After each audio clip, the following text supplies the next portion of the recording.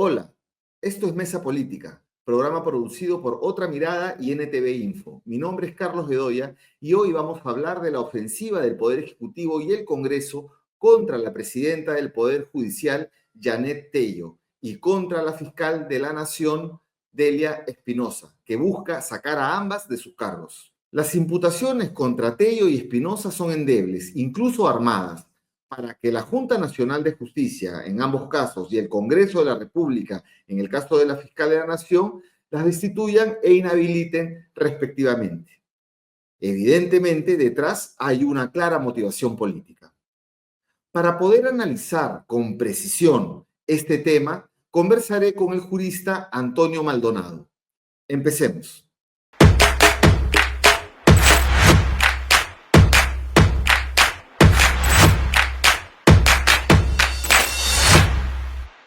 Bienvenido, doctor Maldonado. Muchísimas gracias por acompañarnos nuevamente en Mesa Política.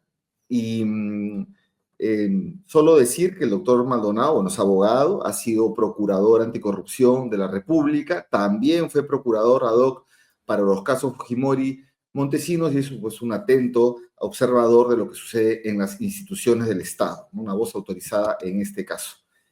Bien, doctor, comencemos por el primer caso, ¿no? Este caso contra la fiscal de la Nación. El lunes 17 de febrero, el ministro del Interior, algo que parece bastante inusual, ¿no? Presenta una denuncia constitucional contra la fiscal de la Nación, la señora Delia Espinosa, la doctora Delia Espinosa, y lo que pretende su inhabilitación, o sea, sacarla del cargo, ¿no? En base a que se ha vulnerado sus derechos en un proceso de investigación que se le sigue al ministro en el llamado caso La Encerrona. Entonces, ¿cómo ve este caso? ¿Cómo un ministro puede hacer esto? Además que está siendo investigado, es como empapelar a alguien que te investiga, amedrentar, no sé, usted me dirá, ¿y qué hay detrás? ¿Cómo ve esto? Sí, mire, la acción del ministro vulnera todo procedimiento respecto de una denuncia de esta naturaleza. O lo hace a título personal, o lo hace, o podría hacerlo también a través del procurador del Ministerio del Interior en este caso, o a través de una acción planteada por el gobierno, pero él a título personal, en condición de investigado, no podría interponer una acción de esta naturaleza, a no ser que se despojara del cargo y la presentase. Porque presentando esta denuncia mientras es ministro, que claramente configura en una circunstancia de abuso de poder.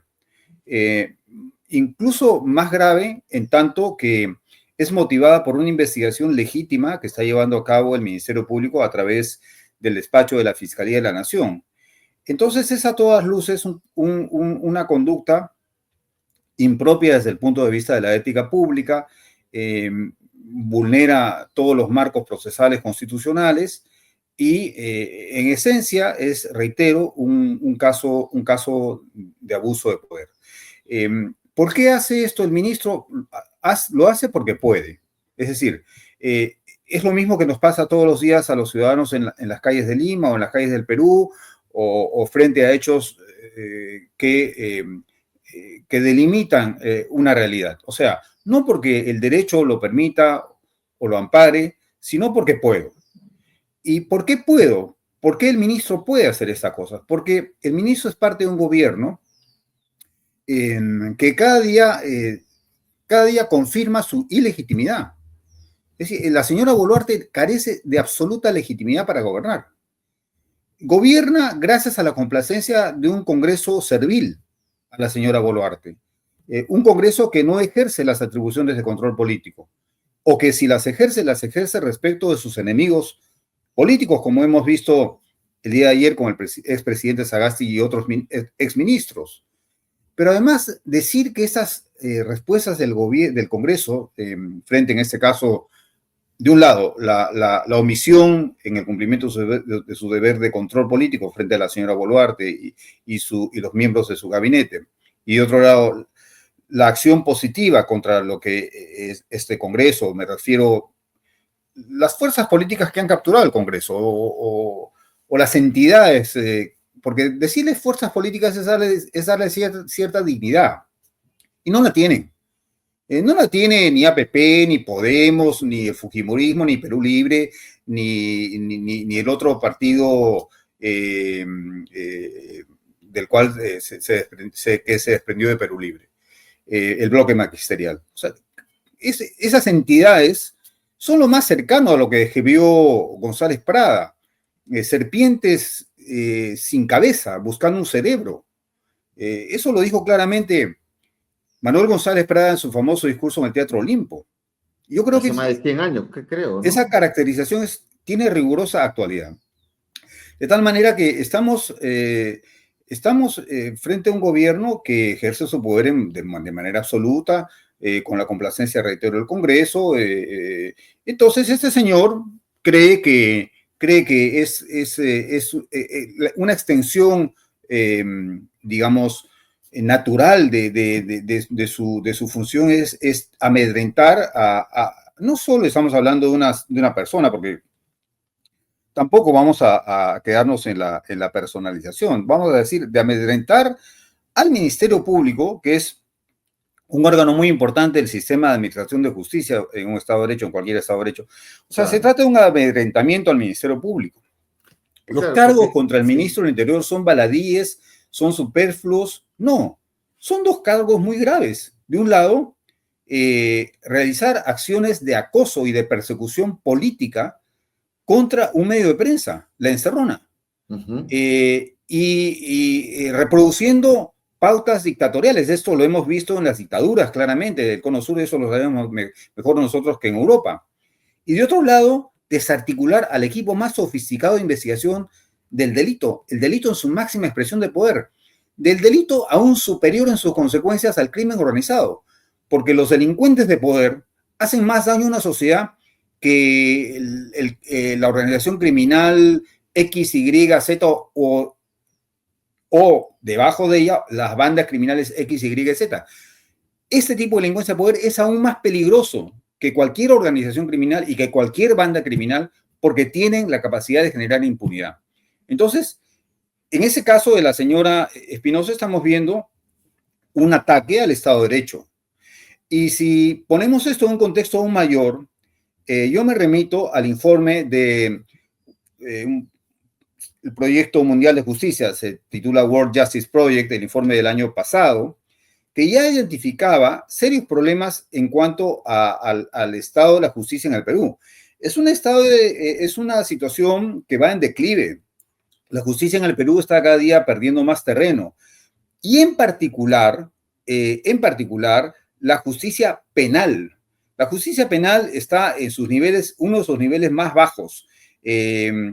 Porque según este informe de World Justice Project del año pasado, ya el promedio del comportamiento o del factor de la justicia penal o criminal era el 0.33. La justicia civil era el 0.41. Hay otros factores que evalúa este proyecto, como por ejemplo limitaciones al ejercicio de los poderes públicos, ausencia de corrupción, gobierno abierto, derechos humanos, seguridad y orden, regulación e imperio de la ley, etcétera, además de los que he mencionado, justicia civil y justicia penal.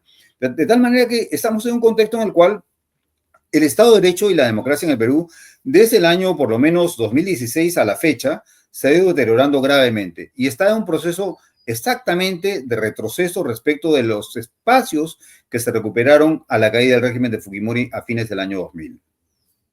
Y eso es muy interesante porque usted le da un contexto bastante político. Ya ha mencionado, por ejemplo, APP, ¿no? Que es el partido del señor Acuña, cuya hermana, él es presidente, gobernador regional de La Libertad, cuya hermana es congresista y precisamente es presidenta de la subcomisión de acusaciones constitucionales que va a recibir o que ha recibido la denuncia o la acusación planteada, formulada por el ministro Santibáñez. Entonces, y además la conferencia de prensa o el acto donde él anuncia y da algunos detalles sobre esto, precisamente es un acto donde al lado del ministro estaba César Acuña, ¿no? En un acto. Entonces, ¿cree que efectivamente la van a inhabilitar a la fiscal de la Nación? Ese es un riesgo muy, muy probable de ocurrir. Estamos en un escenario, como reitero, de progresiva y rápida destrucción, deterioro del Estado de Derecho y, por tanto, de la democracia. Ese deterioro ciertamente no empezó el día de ayer, no empezó en el contexto del gobierno de la señora Boluarte. Ese deterioro empezó el año 2016, pero no ha parado, ha sido sistemático, ha sido pausado, pero ha ido llevando al país lentamente al abismo, nunca de forma tan acelerada como en los últimos meses. Eso sí, en el contexto de este Congreso y en el contexto de la señora Boluarte. Entonces, sí existe esa posibilidad. Lo que hay que, yo creo, desde la perspectiva de la sociedad civil, tratar de identificar a los actores, a los titiriteros que mueven los hilos de este escenario. Porque por todo lo que estamos viendo, este escenario no puede ser producto de la casualidad, de las simpatías o de las antipatías. Acá hay una planificación, acá hay una estrategia. Y conocemos que hay un personaje, pues, que es el diseñador de esas estrategias, el maestro de los maestros, y habría que ver si está detrás de todo esto. Y también, por supuesto, hay que, digamos, analizar áreas de ese escenario, áreas específicas de ese ¿Se escenario. refiere usted a propio Vladimiro Montesinos? Puede ser, no lo afirmo enfáticamente, pero creo que el señor Montesinos, el doctor Montesinos, como se le llame, marcó una pauta, ¿no? De cómo reescribir el Perú, de cómo plantear escenarios siempre controlados en ciertas direcciones. Porque yo creo, más allá de si es este personaje o no, yo sí creo que acá hay un plan operativo y creo que, por supuesto, las capacidades para diseñarlo no le alcanzan a varios de esos personajes que hemos mencionado, ¿no? O por lo menos que tenemos en la mente. Simplemente no les alcanza. Entonces, son personajes extremadamente torpes, burdos, hasta repulsivos, y francamente, no creo que tengan las capacidades para diseñar estos planes. De tal Sería manera eso que que yo creo que tengan eso va más allá. como asesor a Vladimiro Montesinos desde la cárcel, ¿no? Porque, bueno, él dirigió muchos años en una, digamos, dictadura formidable, que era con la de Fujimori, y administraban un narcoestado, ¿no? En esas épocas sería terrible que él esté dando los consejos.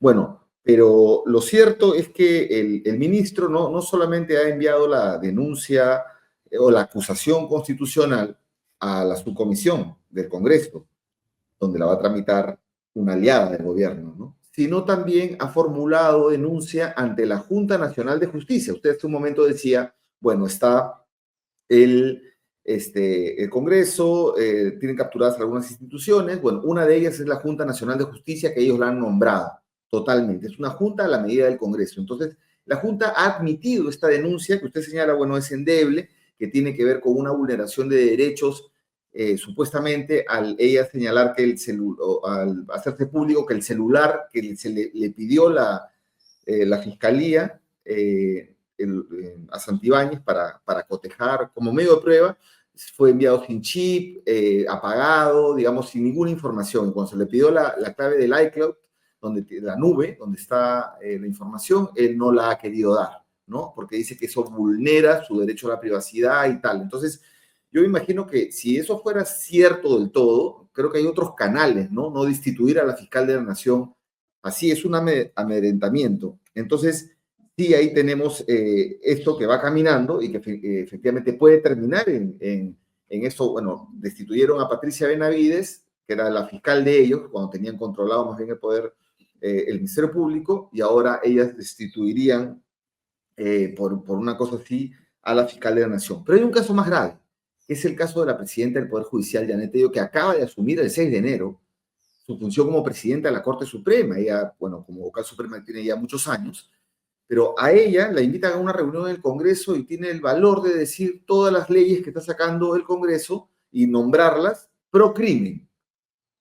Y luego se le activa una denuncia del coronel Cadenillas Díaz, una denuncia que hace ante la sala de que ella formaba parte, porque hay un error cuando declaran improcedente la casación, ¿no? Un recurso. Y de pronto, eso fue el 4 de noviembre del año pasado, y de pronto el 14 de febrero, el Día del Amor y la Amistad, la Junta Nacional en un comunicado declara que ese caso se activa y va con proceso sumario y la inhabilitación caería sobre la presidenta del Poder Judicial. El Colegio de Abogados se ha pronunciado, o sea, sería realmente un problema enorme. ¿Cómo ve este caso? Mire, más o menos como el otro. A nadie le interesa la vida privada de este señor. Francamente, esperemos nunca conocerla. Pero lo que al Ministerio Público le interesa son aspectos muy puntuales en el marco de una investigación. Respecto de lo cual, no solo el Ministerio Público está legitimado, tiene legitimidad para pedir esa información, sino que además debe hacerlo. Porque nadie está por encima de la ley, por más de que sea ministro del Interior. Entonces, la investigación que está llevando a cabo el Ministerio Público respecto de la información que está encriptada o está dentro de este celular es una investigación legítima. Cuestionarla jurídicamente, a pesar del lujoso abogado que tiene el señor ministro del Interior, no le va a resultar, porque simplemente los casos que he invocado son dos casos, una casación, si mal no recuerdo, y una sentencia del Tribunal Constitucional. Es decir, generan precedente en la medida que tienen idoneidad, tienen méritos para ser aplicados al caso concreto. Yo ahí no veo ninguno. Es una interpretación, por tanto, forzada. Pero más allá... ¿Estamos hablando del caso de Yanet Tello, de la presidenta del Poder Judicial, o estamos hablando del caso de la fiscal de la Nación, Delia Espinosa? Perdone usted, me he confundido porque he vuelto inconscientemente al punto que creo haber dejado sin resolver del ministro del Interior respecto de la señora Espinosa. Sí. Pero en lo de la fiscal de la Nación es más o menos lo mismo. En el caso de la presidenta del Poder Judicial. Perdón, el caso de la presidenta del Poder Judicial, la doctora Yanet Tello, es más o menos lo mismo, fíjese, con una gran diferencia. Hoy día hay jurisprudencia de la Corte Interamericana de Derechos Humanos respecto de la obligación de los estados de ofrecer todas las garantías a los, entre comillas, los operadores de justicia, en este caso jueces, fiscales, a efectos de que no sufran actos de acoso, de persecución arbitraria, de inicio de investigaciones con el sello de gravedad cuando no la tienen y con el sello de urgencia cuando no la tienen, porque no estamos ante un caso como similar al de la señora Benavides. Acá no estamos hablando, o en caso de la presidenta del Poder Judicial, no estamos hablando de un presidente del Poder Judicial que se ha sometido a una dictadura, caso que ocurrió durante la dictadura de Fujimori y Montesinos.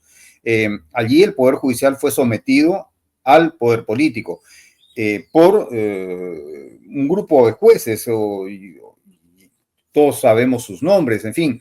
Ese no es el caso, no estamos hablando siquiera, para hablar dentro del ámbito del análisis de la acusación o la denuncia que se pretende hacer en la Junta Nacional de Justicia contra la presidenta del Poder Judicial, no estamos hablando siquiera de un caso vinculado o parecido al caso de los cuellos blancos del puerto. Claro. El caso de los cuellos blancos del puerto, como bien fue escrito por nuestra compatriota y gran jurista y penalista Laura Zúñiga, profesora de la Universidad de Salamanca, fue el caso en virtud del cual el narcotráfico pretendió tomar el control del Estado peruano. Esa es la gravedad de los cuellos blancos del puerto. No se limita al Distrito Judicial de Callao. Y un caso un poco semejante y usando legítimamente como analogía el título de Laura Zúñiga para los casos del puerto, ha sido con esta fiscal de lavado de activos involucrada con este famoso, entre comillas, chibolín. Es más o menos lo mismo En lo último, referido al intento de control o de tomar el control del sistema nacional de lucha contra el lavado de activos y extinción de dominio en el Perú. O sea, más o menos. Entonces, esta denuncia no tiene ribetes de esa naturaleza. Más aún, se trata de y usted mencionaba el caso de la señora Zoraida Ábalos, se trata de una situación más o menos similar. A la señora Zoraida Ábalos, ¿qué le imputaban? Le imputaban una decisión legítima que ella había tomado en un marco normativo que el Congreso además no se atreve a reformar, que lo mantiene desde la dictadura de Fujimori. La petición a los presidentes en el artículo 117. Así y le es. imputaban haber tomado una decisión en ese marco. Lo más descarado es que una señora que es actualmente miembro de ese Congreso, cuando fue fiscal de la Nación, se quedó muy calladita respecto de un gobierno de su simpatía. La máxima hipocresía. Claro, entonces, más o menos la situación es la misma. Es decir, ¿qué le están imputando? Un criterio legítimo adoptado que no le gusta. O sea, y es más, en este caso del famoso, este coronel que usted cita, la Junta Nacional de Justicia vendría a tornarse una suerte de cuarta instancia, cuando la Junta Nacional de Justicia no tiene ninguna calidad de cuarta instancia. O sea, estaría usurpando funciones que corresponden legítimamente al Poder Judicial.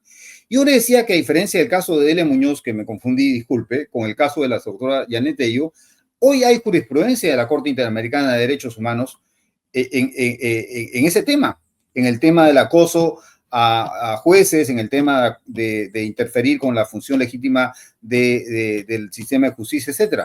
Y en un caso que yo conozco muy bien, lo conocí cuando nacía el caso, cuando fui asesor internacional de derechos humanos del sistema de Naciones Unidas en Honduras, porque en el contexto del golpe de Estado del año 2009, un grupo de jueces democráticos decidió oponerse al golpe, lo cual era absolutamente correcto.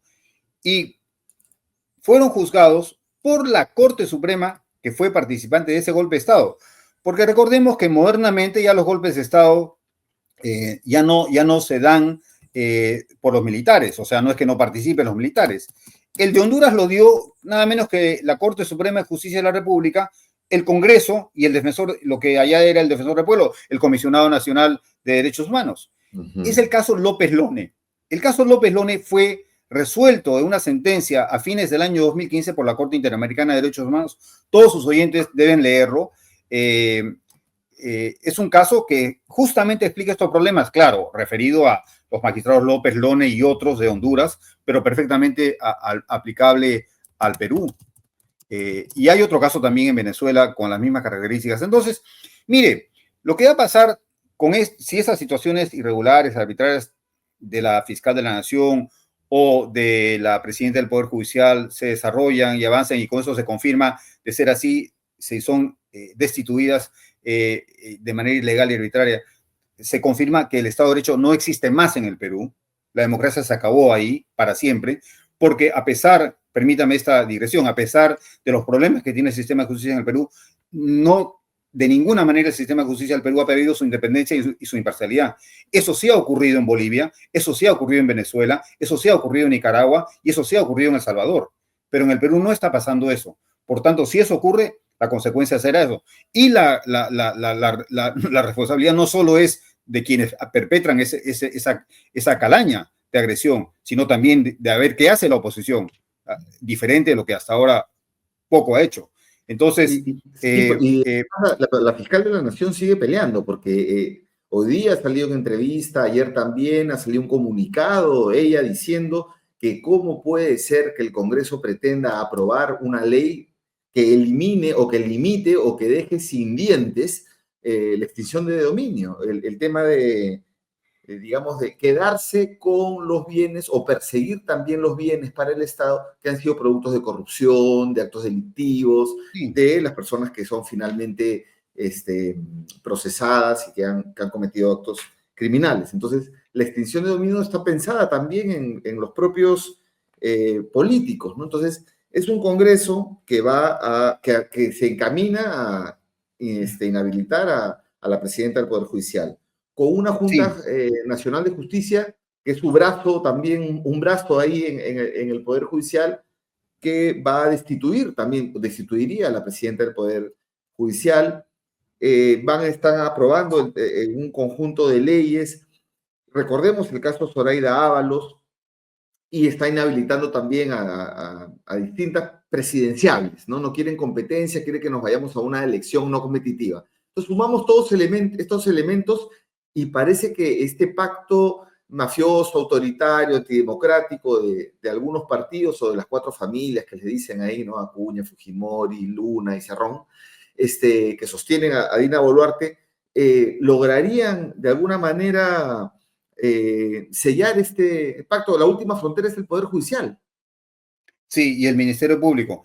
En lo de extinción de dominio, recordemos, hace pocos días o horas o días tal vez, el defensor del pueblo en una comisión, creo, del Congreso dijo que acababa de enterarse que su hermana tenía un problema de extinción de dominio. O sea, pretende que creamos ingenuamente que su acción de inconstitucionalidad como defensor del pueblo en contra de la ley de extinción de dominio, que además carece de total fundamento, no desconocía el conflicto de interés que existe en el hecho de que su hermana es una persona interesada en obstruir este proceso. Eso de un lado. Y de otro lado, también hay que decir, en referencia a las otras inhabilitaciones, y por eso yo hacía referencia a la jurisprudencia de la Corte Interamericana, porque aun cuando perpetren estos cobardes actos, mire, todo eso se va a caer.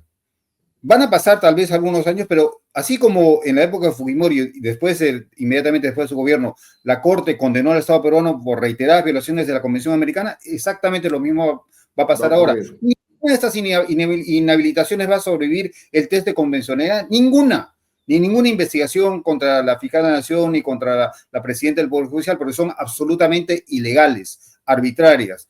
De tal manera que estamos en esta situación. Por eso, la otra gran pregunta que hay que hacerse es la siguiente. O sea, vale, por supuesto que hay que dar la lucha en el plano jurídico, pero lo que quiero decir es que en definitiva, en última instancia, el escenario no se va a definir porque los congresistas entiendan la explicación jurídica, o los asesores que tienen los congresistas, varios de esos connotados constitucionalistas, porque entiendan su error. Eso no va a ser, señor. Eso no va a pasar.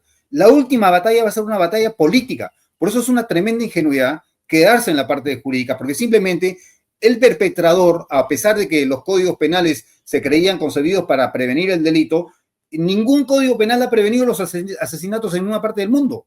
De tal manera que ese no es el punto. El punto de fondo es cómo recuperamos nuestro Estado de Derecho y nuestra democracia. Y eso es un acto de fuerza ciudadana y no se resuelve en los conflictos de los laboratorios jurídicos. Bien, doctor Maldonado, ha sido bastante enfático usted en lo que estamos viviendo, que tiene, digamos, a las máximas autoridades del Poder Judicial y del Ministerio Público amenazadas, amedrentadas. Realmente es como una doble operación que se está perpetrando en el Congreso, parece que va a avanzar, y su respuesta es que esto tiene que ser respondido o tiene que ser enfrentado desde un punto de vista político, ¿no? Esperemos que las fuerzas políticas que quedan, que no están dentro del Congreso o algunas nuevas puedan, digamos, de alguna manera encarar este proceso, pero también la ciudadanía y la sociedad civil, que viene siendo golpeada también, ¿no? Viene siendo golpeada, pero bueno, en fin. Muchas gracias, doctor Maldonado. No sé si quiere agregar algo. No, con mucho gusto, agradecer solamente el tiempo que me ha dispensado y reiterar la importancia de que mientras el régimen de la señora Boluarte, que es ilegítimo y a todas luces usurpador, porque ningún régimen que es legítimo actúa de esta manera, solamente los usurpadores actúan de esta forma, mientras se mantenga un día en el poder, las consecuencias no van a ser ambiguas, no, las consecuencias van a ser que cada día va a seguir muriendo gente en el ámbito de la inseguridad ciudadana o en el ámbito de la negligencia y la imprudencia, como pasó con el dichoso puente de Chancay. Esa es la razón. Todos los días, mientras este régimen se mantenga, va a morir gente, va a sufrir gente. Y esto es lo que hay que impedir. Bien, muchas gracias, doctor Maldonado, y seguiremos atentos a lo que sucede con la presidenta del Poder Judicial, Janet Tello, y la fiscal de la Nación, Delia Espinosa. Seguiremos viendo este tema, y con ustedes, amigos y amigas que nos ven, siempre nos siguen semanalmente. Nos vemos en el siguiente programa. Muchas gracias.